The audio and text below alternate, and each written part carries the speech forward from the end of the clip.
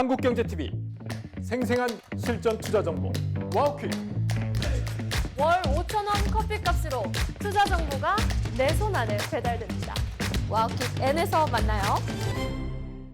네, 매크로인사이트 시간입니다. 오늘은요, 주현수 한국금융연수원 교수 모셨습니다. 교수님 안녕하세요. 반갑습니다. 안녕하세요.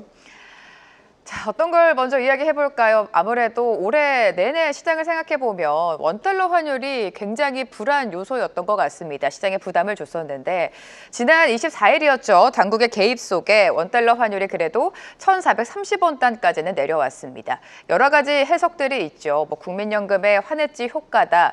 이러한 효과는 오래가지 못할 것이다. 의견이 엇갈리고 있는데 교수님은 어떻게 보십니까?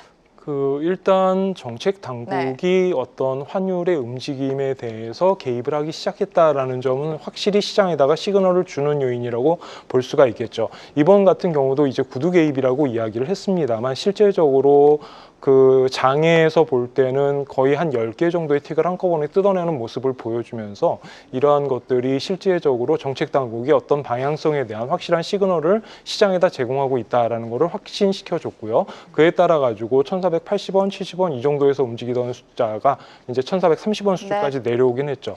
다만 문제는 이런 어떤 정책 당국의 개입들이 장기화될 수는 없는 그런 성격이다라는 점. 그 다음에 국민연금을 비롯한 환해지와 같은 것들이 실제적으로 영향을 줄 수는 있었겠지만 장기적인 추세로 봤을 땐 이것이 어떤 시장의 움직임을 완전히 반전시킬 수 있느냐라는 점에서는 여전히 의문점이 남는다라는 점. 그리고 마지막으로 FX를 우리가 생각을 했을 때 결국 지난 하반기에 계속해서 원화가 약세를 보였던 가장 큰 이유 중에 하나인 원엔의 동조화가 있었는데 엔화 같은 경우에는 지금 156선 순에서 계속해서 그 약세를 보여주고 있는 반면 이번 개입을 통해서 원화는 강세로 반전이 됐는데 그러면은 여기에서 원과 엔의 디커플링이 확실하게 일어나는 어떤 요인이 있었느냐? 라는 점을 본다면 이 부분에 대해서는 아직까지 의구심이 남아있다라고 보여지고 이 부분을 조심해서 봐야 그 다음 어떤 방향으로 움직일 것인지를 확인할 수 있게 될 것 같습니다. 네, 지금 효과가 있기는 합니다. 1,430원대까지 떨어졌지만 만약에 다시 오르게 된다면 정부가 추가적으로 꺼낼 카드가 있다고 보십니까? 그 제도적인 관점으로 본다면은 사실 조금 어려운 부분이 있죠. 지금까지 굉장히 많은 부분들을 이야기를 했고요. 그다음에 한국은행에서 대표적으로 언급하고 있는 바와 같이 개인 투자자들의 대외 투자가 실제적으로 구조적인 영향을 미치고 있다라고 우리가 가정을 한다면, 그리고 그 주장을 받아들인다면 이러한 흐름은 계속해서 진행될 수밖에 없고 여기에다가 굉장히 굉장히 제약을 강하게 주는 예를 들어서 해외 투자에 대해서 세금을 더 부과한다라던가 아니면 해외 투자를 아예 극단적으로 막아버린다라던가 이러한 어떤 극단적인 조치가 있지 않고서는 사실 이러한 부분들은 구조적인 요인으로 오랫동안 해외 투자가 지속될 가능성이 높다라고 보여집니다. 실제적으로 국민연금도 마찬가지고요. 국민연금과 같은 경우에도 계속해서 더 높은 더 많은 규모의 해외 투자를 진행하고 있는 부분도 사실이고요. 그 다음에 개인 투자자들 같은 경우에는 실제적으로 이전에 있었던 것보다는 소득이 높아지면서 자기 자신의 포트폴리오를 어떤 식으로 운영할 것인가 여기에서의 어떤 대체 자산으로서의 해외 자산 투자가 진행이 되고 있는 그런 와중이기 때문에 이 부분은 어느 정도 개인 투자자들이 규모를 만족시켜 줄 수 있을 때까지 포트폴리오를 재구성해야만 그 다음에나 구조적인 요인이 다시 바뀌게 되는 그런 모습을 보여줄 거라고 생각합니다. 네, 그렇다면 최근에 원화와 동조 현상을 보였던 엔화 흐름까지 좀 체크를 해보도록 하겠습니다.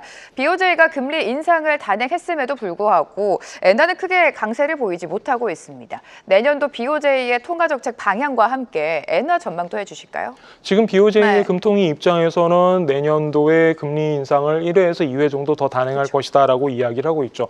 여러 가지 많은 논의들이 있습니다만 그중에서 가장 대표적인 게 실제 금리가 낮다라는 이야기를 하면서 이 부분을 더 끌어올리기 위해서 인플레이션 2%대 그다음에 거기에 실제 금리를 파저티하게 올리게 된다라고 한다면 추가적으로 더 금리를 인상할 수 있는 여지는 아직 남아있다라고 보여지는 것이죠. 다만 우리가 우려하는 부분, 그 다음에 이번에 금리를 25bp 인상했음에도 불구하고 엔화가 강세로 전환되지 않는 부분들에 대해서는 조금 생각을 해볼 필요가 있는데요. 첫 번째로는 미국이 금리 인하를 단행하고 2026년도에 추가적으로 금리 인하를 단행할 수 있을 것인가에 대한 의구심이 남아있고요. 계속해서 경기가 좋은 상황, 그 다음에 2025년도 3분기 4.3%의 경제 성장률을 보이면서 실물 경기가 나쁘지 않은데 계속해서 금리를 인하한다라는 것은 도대체 어떤 의미를 갖게 되는가, 이게 가능하긴 한 것인가라는 부분에 대한 그런 언급이 있을 것이고요. 두 번째, 일본은행은 자신들이 주장한 대로 한 번 또는 두 번의 추가 금리 인상을 단행할 수 있을 것인가라는 부분인 거죠. 인플레이션이 그 정도까지 유지가 될 것인지, 그 다음에 일본 경제에서 계속해서 주장하고 있는 부분들, 실질 임금이 마이너스를 기록하고 있는 부분들, 이러한 부분들을 어떻게 커버할 수 있을지에 대한 염두를 둔다면 네. 실제적으로 금리를 인상하기에 좀 어려운 부분이 있는 것도 사실입니다. 그 다음에 또 한 가지 생각을 해봐야 될 게, 환율 입장에서는 재정정책 이슈를 이야기를 하지 않을 수가 없는데요. 이번에 2026년 회계연도에 대해 가지고 역사상 가장 큰 재정 규모를 발표를 하면서 그 책임이 있는 이제 공격적인 이제 이런 식의 이야기를 했는데요. 공격적인 거는 누구나 다 이해를 할 수 있겠습니다만, 여기에 어떤 부분이 책임이 주어지느냐라는 점에 대해서는 좀 생각을 해볼 필요가 있다는 거죠. 예를 들어서 2026년의 예산안을 보면은 약 31조엔 정도가 원리금 상환에만 약 31조엔 정도가 사용이 되는데, 이것이 30조엔을 넘어선 것은 이번이 처음입니다. 그리고 장기적으로 봤을 때 일본 국채의 수익률이 장기적으로 2%대에서 3%대로 상승할 수 있다라는 이야기를 하고 있는데요. 이 이야기는 원리금 상환 규모가 계속해서 더 커진다는 이야기가 되겠죠. 이런 상태가 된다면, 그리고 추가적으로 재정 확장 정책이 유지가 된다면 엔화가 강세를 보이기는 어려운 구조가 된다는 거죠. 이 두 가지를 염두에 두시고 일본의 환율이나 네. 아니면 일본 국채 금리를 트래킹을 하시면 될 것 같습니다. 네, 전반적인 BOJ 통화정책 방향과 함께 엔화 전망을 해주셨습니다. 자, 지금 미국 연준은 금리를 내리고 있고 한국은행은 금리를 동결하고 있습니다. 내년에도 한국은행은 계속해서 금리를 동결할 가능성이 큰 상황이죠. 원달러 환율에 대한 부담, 그리고 여전히 발목을 잡고 있는 건 부동산 시장이 될 것 같습니다. 서울 아파트 집값이 잡히지 않고 있는 상황 속에서 내년도 한국은행의 방향은 어떻게 흘러갈까요? 실제적으로 지난번에 언급한 바와 같이 한국은행은 내년에 금리 인하 기조라는 관점에서 금리 인하의 가능성이 있다라는 식으로 조금 스탠스를 바꾼 바가 있죠. 그래서 지금 이야기하는 바는 시장에서는 한 번 정도의 금리 인하 내지는 금리 동결을 예상하고 있는 것 같습니다. 저는 개인적으로 금리 동결의 가능성이 더 높다라고 생각을 하고 있고요. 그 부동산과 관련해서 한국은행의 딜레마는 굉장히 높은 상황이죠. 예를 들어서 이번에도 이제 통화 관련된 이야기를 했을 때 한국은행의 스탠스는 유동성이 많이 증가했다라고는 하지만 M2 기준으로 봤을 때 8%는 실제 숫자에 불과한 것이지, 그 안에 들어가 있는 ETF의 증가와 같은 그런 약간의 보통의 우리가 통화를 생각할 때 합리적이지 않은 부분들이 많이 증가했기 때문에 그렇고, 네. 미국과 마찬가지로 기준을 다시 수정해서 판단해 본다라고 한다면 4.5% 정도에 불과하다라는 주장을 핀 바 있습니다. 즉 다시 말해서 이번에 부동산 가격의 상승이 유동성에 의해서 기인한 것이 아니다라고 주장을 하고 있는 것이죠. 그리고 두 번째로 주장을 할 때 부동산 가격의 움직임과, 즉 자산 가격의 움직임과 통화량의 증가율 간에는 서로 간의 상관관계가 그렇게 명확하지 않다라고 지적을 하고 있는데, 저는 여기에서 두 가지 정도를 언급을 하고 싶습니다. 첫 번째는 이번에 부동산 가격이 올라간 것이 유동성에 기인한 것이 아니다라고 이야기를 할 수 있을지 몰라도 2020년 이후 장기적으로 봤을 때는 그 무제한적인 유동성 공급이 있었고, 팬데믹 기간 중에 그 부동산 가격이 올랐던 것은 사실이고, 그 이후에 한국은행은 유동성 관리를 성공적으로 유동성을 축소하지는 못했다라는 점이죠. 즉 다시 말해서 금융시장 내에 돌고 있는 유동성이 여전히 높은 수준을 가지고 있었기 때문에 이 부분이 부동산 시장에 영향을 줬다라고 이야기를 할 수가 있다라는 것이 첫 번째 지적이고요. 두 번째 같은 경우에는 한국은행은 부동산 시장과 그 다음에 유동성 증가율이 어느 쪽이 선행하는지 판단하기 어렵다라고 했지, 유동성이 부동산 시장을 자극하지 않는다라고 이야기를 하진 않았다라는 점입니다. 그래서 이 두 가지 점을 살펴본다면 최근의 움직임에서 유동성이 미친 영향을 간과할 수는 없는 것이고요. 다만 한국은행에서 언급한 바와 같이 유동성만이 모든 것을 설명하는 건 아니다라는 점은 동의를 합니다. 물론 다른 요소들도 있겠죠. 다만 여기에서 이야기를 할 때 유동성 요소들도 염두에 두고 이야기를 해야 된다라는 그 말씀은 드리고 싶네요. 네, FOMC 의사로까지 좀 체크를 해보도록 하겠습니다. 12월이었죠. 연준이 QT 종료를 결정을 하면서 단기 국채를 매입하는 RMP를 실시를 했습니다. 시장에서는 QE가 아니라 RMP를 실시한 배경에 대해서 좀 의문을 갖고 있는 것 같은데 배경 설명과 함께 시장 영향까지 진단해 주실까요? 실제적으로 미국의 그 단기 금융시장 같은 경우에는 이제 페더럴 펀드를 중심으로 해서 만들어지죠. 초단기 금융시장이 있는데 여기에서 우리가 보통 자금을 거래할 수 있는 부분은 페더럴 펀드를 무담보로 거래를 하거나 그래서 여기서 이제 페더럴 펀드 레이트가 나타나게 되는 거죠. 아니면은 이길몰 레포 금리를 이용을 해가지고 즉 담보부로 단기 자금을 운용하는 그런 두 가지 방법이 있습니다. 두 번째로 담보부 운용을 하게 되는 경우 우리가 SOFR이라고 해가지고 최근에 이제 라이보를 대체하는 그런 금리로 제시를 하고 있죠. 이 두 개를 이제 초단기 금리로 보시면 되는데 문제는 이 시장에서 유동성이 이제 줄어들어갈 때 나타나는 전형적인 현상들이 있습니다. 제가 아까 말씀드렸다시피 페더럴 펀드 시장은 무담보 시장이기 때문에 실제적으로 담보부 레포 시장보다 금리가 높거나 아니면 거의 비슷해야 되는 그런 특성을 가지고 있어요. 그런데 2025년 9월 이후에 월말이 될 때마다 이 금리가 오히려 담보물인 SOFR의 금리가 페더럴 펀드 금리보다 실제적으로 높아지는 현상들이 나타나고 있습니다. 네. 지금 현재 그림을 보시면은 최근에 바 그래프들이 영역 그래프들이 네. 굉장히 높이 올라가는 것을 보실 수가 있죠. 실제적으로 30bp 정도까지 올라가는 것을 보실 수가 있는데 이러한 것들이 지금 SOFR, 즉 담보부 시장의 금리가 무담보부 시장의 금리보다 높다라는 점을 보여주고 있는 겁니다. 결국 무담보 시장에서 거래를 할 수 없게 되면서 담보물 시장으로 넘어가게 되고 담보물 시장에서 내가 보유하고 있는 국채를 빌려주고 자금을 빌려오는 그런 형태인데 오히려 더 금리를 높게 주는 그런 현상이 발생한다라는 거죠. 그래서 이것은 전형적으로 유동성이 경색되는 경우에 나타나는 전형적인 현상이라고 볼 수가 있습니다. 문제는 이것이 9월, 10월, 11월 이렇게 세 번에 걸쳐서 나타났다라는 거죠. 3개월 동안에 걸쳐서 나타나게 되면은 그래서 연준이 이제 QT를 종료하고 실제적으로 그러면 단기 유동성을 어떤 식으로 공급할 것인가가 문제로 남게 되는데요. 이 부분을 사용을 하는 것이 아까 말씀드린 RMP가 되는 것이죠. RMP라는 거는 페더럴 펀드의 근간이 되는 지불 준비금을 이제 키우기 위한 그런 작동 방식이 되는 건데요. 그래서 국채 시장에서 유통되고 있는 단기 국채를 매입해가지고 그 자금을 리저브에다가 지불 준비금으로 쌓아주는 그런 형태가 되고 그러면은 지불 준비금이 상대적으로 커지면서 페더럴 펀드 시장도 커지게 되고 그에 따라서 초단기 유동성이 공급되는 그런 모습을 가지게 됩니다. 그러면은 이번에는 왜 QE가 아니고 RMP라는 또 들어보지 못한 그런 작업을 하느냐라는 점인데요. 그 이유는 생각보다 간단합니다. 이게 장기적으로 진행될 성격이 아니다라는 거죠. QE와 같은 경우 생각을 해보시면 최소 1년 이상을 이제 오퍼레이션을 한다라던가 이런 부분이 되고 있는데 이번에 RMP와 관련된 FRB의 스테이트먼트를 보시면은 내년 4월까지라고 일단 기한을 잡아놓고 단기간에 걸쳐서 이 오퍼레이션을 행하겠다라고 언급하고 있는 것을 볼 수가 있죠. 자, 그러면 왜 4월일까요? 4월은 미국의 기업들이 세금 보고를 해야 되는 때입니다. 즉 미국 기업들이 세금을 납부해야 되는 시점이고 이때까지는 은행에서 현금을 빼와서 그것으로 세금을 납부하는 그런 형태가 되기 때문에 지불 준비금이 줄어들 수 있는 거죠. 그래서 그 부분을 연준이 이 RMP를 이용을 해가지고 어느 정도 커버를 하겠다라는 그런 단기적인 목적으로 이번 오퍼레이션을 수행한다라고 생각해 주시면 되겠습니다.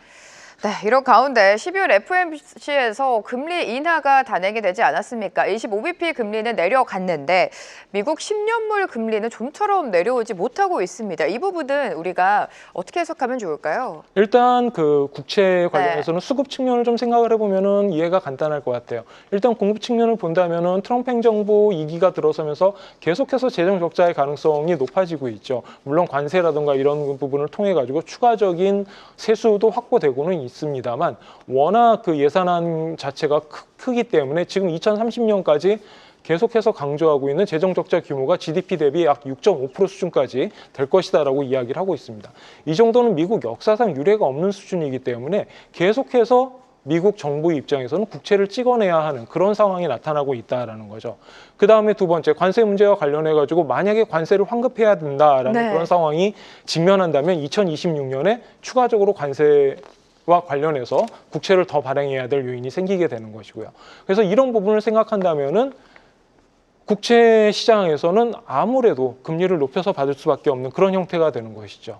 그다음에 수요 측면에서 본다면 대표적으로 워낙 장기적인 이야기이긴 합니다만 중국 같은 경우에 가장 먼저 우리가 생각을 할 때 미 국채를 보유하고 있는 가장 큰 보유자라고 생각을 합니다만 벌써 중국의 위치는 3등까지 떨어졌습니다.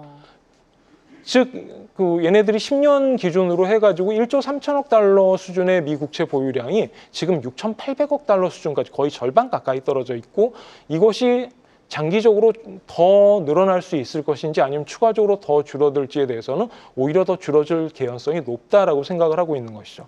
그렇다라고 한다면 미 국채에 대한 수요도 계속해서 줄어들 개연성이 있고 이 부분이 금리를 높이는 방향으로 움직일 수밖에 없다라는 것이죠. 그리고 마지막으로 봤을 때 지금 제가 보여드리고 있는 그래프는 그 미 국채 10년물과 기준금리를 그려드린 건데 지금 현재 4.1에서 4.2 정도의 국채 금리라는 게 역사적으로 봤을 때 어떤 모습인가를 생각해 본다면 이거보다 더 낮아지려면 뭔가 큰 이벤트가 있어야 된다는 거죠. 2008년부터 2020년까지 나타나는 저런 모습들이 나타나야 즉 제로금리, 기준금리가 제로금리 바운드에 들어가야 실제적으로 미 국채 10년물이 3%대를 들어가는 개연성을 생각해 볼 수 있다라든가 그런 식으로 주장을 해도 사실 너무 그렇게 과장된 표현은 아니라는 거죠. 2008년 이후에 나타난 이런 모습들과 비교를 하다 보니까 지금 국채 금리가 높다라고 생각을 하는데 어떤 다른 점과 비교를 해본다라고 한다면 지금 현재의 어떤 미 국채 10년물의 금리가 그렇게 크게 아웃라이어는 아니다라고도 판단할 수 있을 겁니다. 자, 또 시작의 이슈 중에 하나가 불확실성 중에 하나가 트럼프의 관세 결과일 것 같습니다. 지금 보니까요, 미국 행정부가 최근까지 걷어들인 관세를 보면 약 1,300억 달러에 이른다고 합니다.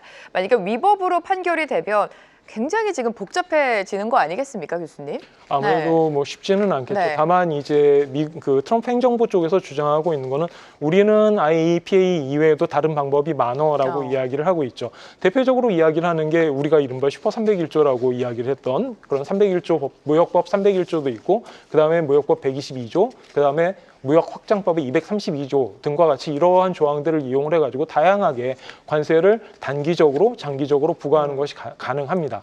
대표적으로 말씀을 드리자면 122조 같은 경우에는 단기적으로 관세를 부과할 때 사용하는 그런 방법들이 될 수가 있을 것이고요. 그 다음에 232조 같은 경우에는 장기적으로 관세를 부과할 때 쓸 수 있는 그런 방향들이 될 것입니다. 그래서 이러한 부분들을 생각을 해본다면 실제적으로 이번에 미국 연방 대법원의 판결이 이게 불법이다라고 판결이 난다고 하더라도 그리고 지금 많은 분석가들은 그럴 가능성이 높다라고 판단을 하고 있습니다만 그럼에도 불구하고 관세 자체가 아예 다시 원래대로 돌아가는 0%로 돌아가는 그런 상황으로 전개되지는 않을 거다라고 많은 사람들이 추측을 하고 있습니다. 많은 IB들은 이 부분을 한 절반 정도로 이제 즉 다시 말해서 다른 법률, 다른 조항을 통해 가지고 지금 현재 관세율의 절반 정도를 커버할 수 있고 그 다음에 나머지 2025년에 불법화된 관세는 환급을 해야 된다라고 이제 판단을 하고 있는데요. 그 정도로 추정을 하고 있다라고 생각을 하시면 되겠습니다. 다만 문제는 뭐냐 하면은 그러면 이게 어느 정도냐라는 거를 생각해 봐야 되겠죠. 조금 전에 말씀해 주셨습니다만 예를 들어서 2025년에 걷어들인 관세 규모가 1,300억 불 내지는 1,500억 불 이제 12월까지 포함이 돼야 되니까 보통 1,500억 달러 정도를 이야기를 하고 있는데요. 그러면은 여기에서 관세를 절반으로 줄어든다라고 한다면은 내년에 1,500불에서 줄어드니까 750억 불 정도는 다시 줄어들게 되겠죠. 세수에서. 요것이 첫 번째. 두 번째, 올해 1,500억 불을 받았으니까 이거는 돌려줘야 되겠죠. 그러면은 요거 포함해가지고 대략적으로 한 2,250억 불, 요 정도가 이제 미국 정부 입장에서는 세출로 반환해야 되는. 국가 부채라든지 재정 적자에 대한 우려가 커질 텐데요. 아무래도 그럴 수밖에 없는 상황입니다. 지금 현재 예를 들어서 2026년 회계년도를 보시면은 재정 적자 규모가 대략적으로 약 1.7조 달러 정도 된다라고 이야기를 하고 있어요. 그러면 2,250억 불, 대략적으로 15% 이 정도가 추가적으로 국채 발행의 가능성이 생긴다라고 봐야 되겠죠. 네, 불안 요인으로 당연히 자리 잡고 있습니다. 결국에 이 결과를 지켜보셔야 될 것 같고요. 끝으로 금과 은값에 대한 전망도 좀 해보도록 하겠습니다. 최근에 금과 은 가격 다시금 반등세를 보여줬지만 어젯밤 은값이 또 조정이 나왔습니다. 하지만 우리가 작년 이맘때를 생각해보면 작년 연말에도 금값이 높다라고 말씀하신 분들이 많았는데 올해 무섭도록 상승하지 않았습니까? 내년도는 어떻게 예상하세요?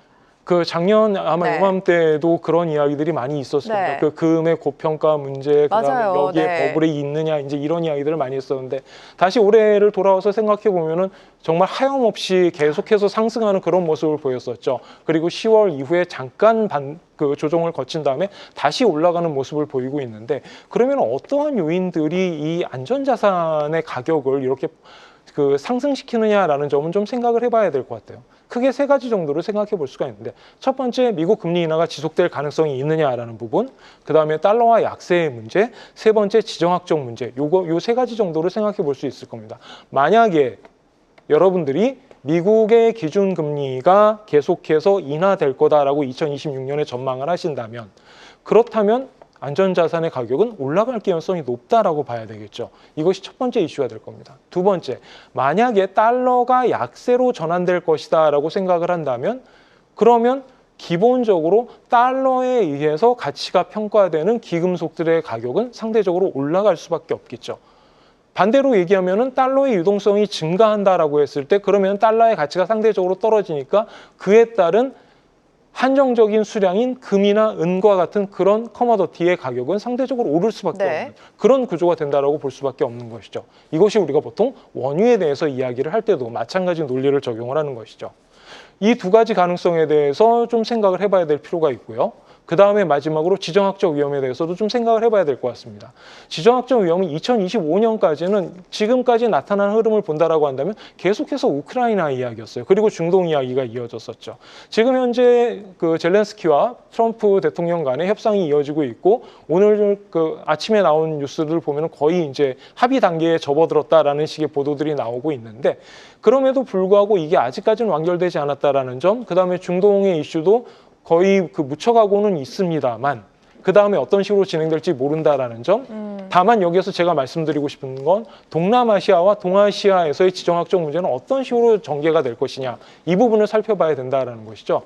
이번에 미국에서 전략 분석 보고서 중에 나온 크게 이슈가 됐던 부분이 대만에 대해서 어떤 식으로 전개가 될 것이냐라는 이야기를 하고 있고요. 그 다음에 대만까지는 아니라고 하더라도 동남아 지역에서 태국과 캄보디아의 이 분쟁은 결국 강대국들이 글로벌하게 이러한 분쟁이 나타났을 때 개입할 것이냐라는 부분에 대해서 의구심을 확대시키는 그런 결과를 낳는다라고 볼 수 있겠습니다. 그렇다라고 한다면 이러한 영향으로 인해서 안전자산의 가치는 계속해서 올라갈 수 있다라는 얘기가 되는 것이죠. 네, 가파른 상승을 보여줬지만 내년도 역시 금과 은값의 상승은 지속될 것이다. 이렇게 예견해 주셨습니다. 매크로인사이트 오늘은요. 주현수 한국금융연수원 교수와 함께했습니다. 교수님 감사합니다. 감사합니다. 계속해서 다양한 경제 이슈를 알고 싶다면 구독과 좋아요, 알림 설정 부탁드립니다. AI 캐스터 권미정이었습니다.